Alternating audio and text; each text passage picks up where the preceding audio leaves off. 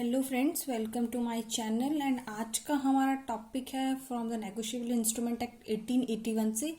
तो बेसिकली आज का टॉपिक हमारा बड़ा सिंपल है।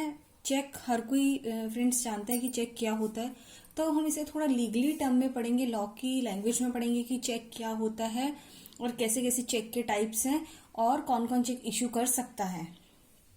तो फर्स्ट है हमारा, मैंने एक एग्जाम्पल लिया है, पहले एग्जाम्पल से आपको बहुत क्लियर होगा। तो फ्रेंड्स, जैसे इस एग्जाम्पल में बी ए को गुड सोल्ड कर रहा है, ठीक है, क्रेडिट सेल कर रहा है 1 लाख रुपीस की। जब बी के पास ए के पास ऑन द स्पॉट बी को पैसे देने को नहीं है, तो ए क्या करेगा, बी को चेक इश्यू कर देगा। चेक कब का करेगा, सेम डे का कर सकता है, 2 दिन बाद का कर सकता है, किसी भी दिन का चेक इश्यू कर सकता है। बी ने सेल करी तो ए क्या करेगा, बी को पैसा देगा। A gives money to B, तो बी ए क्या करेगा, चेक इशू कर देता है।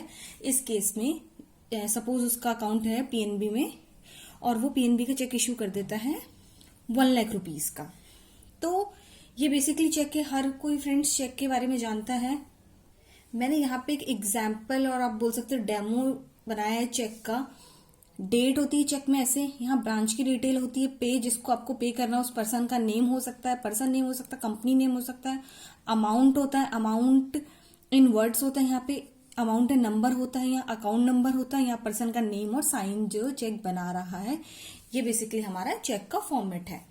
अब हम आगे इसमें, तो बेसिकली जब चेक इशू होगा, if blank cheque without any person name, अगर ये चेक मैं बना देती हूँ बिना किसी पर्सन नेम के, अमाउंट फिल कर देती हूँ और साइन कर देती हूँ, तो कोई भी पर्सन जाके इसको एनकैश करा सकता है, कोई पर्सन किसी पर्सन का नेम फिल कर सकता है और उस चेक को ले सकता है।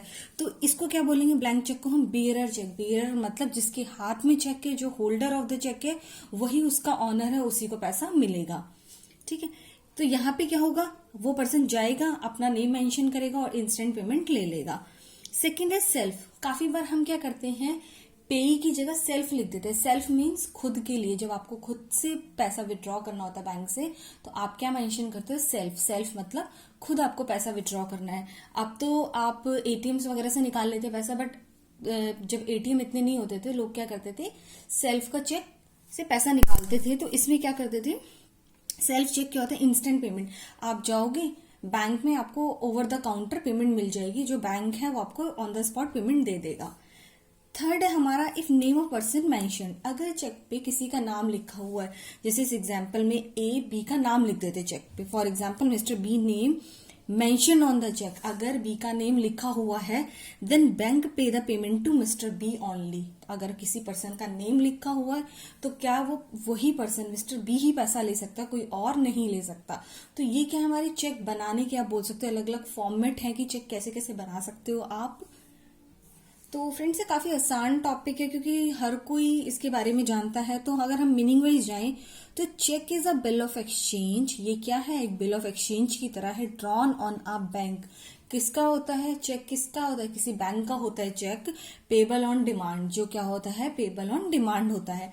अब कुछ कंडीशंस है चेक की, वो क्या क्या है, it must be in writing. वो कैसा होना चाहिए, राइटिंग में होना चाहिए। ओरली आप नहीं बोल सकते कि मैंने आपको 50,000 का चेक इश्यू करा है, तो वो कोई चेक नहीं है। चेक क्या होना चाहिए, चेक राइटिंग में होना चाहिए। Sign by the drawer.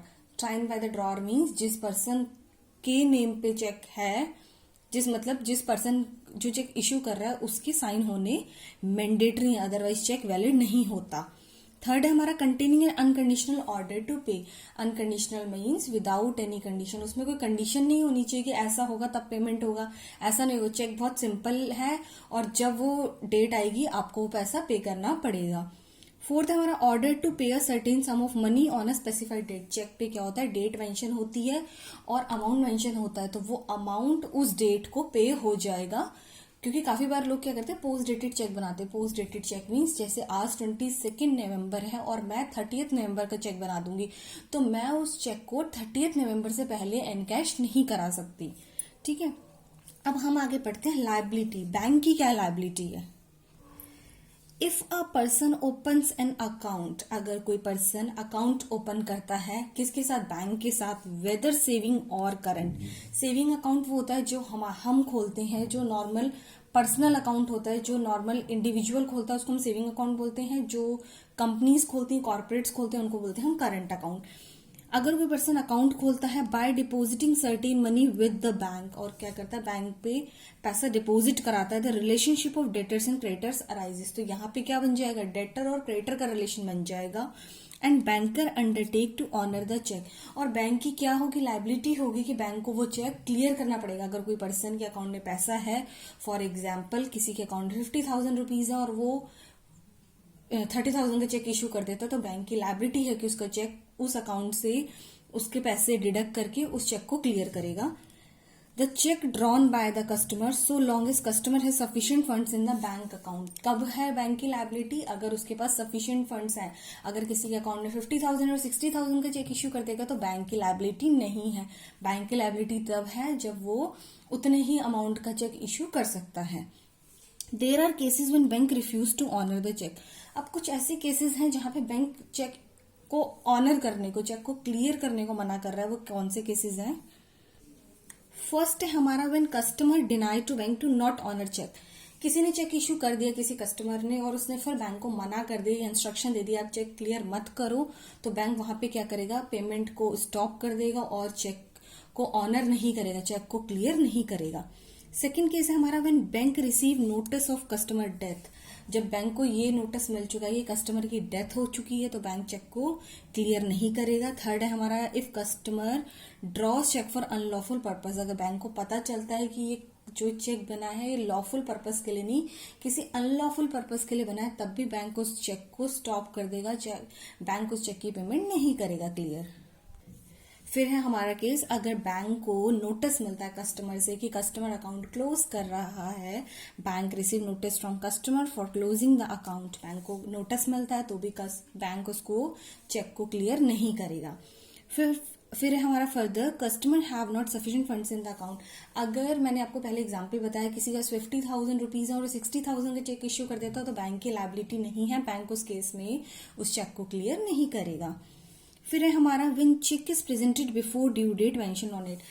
आज 22 नवंबर है और मैंने किसी को चेक दिया है 30 नवंबर का, कोई बैंक के पास 26 नवंबर को जाता है और बोलता है चेक क्लियर कर दो, बैंक उसको नहीं करेगा। तो ये कुछ केसेस हैं, ऐसे बहुत सारे और भी केसेस हो सकते हैं जहां पे बैंक मना कर देगा।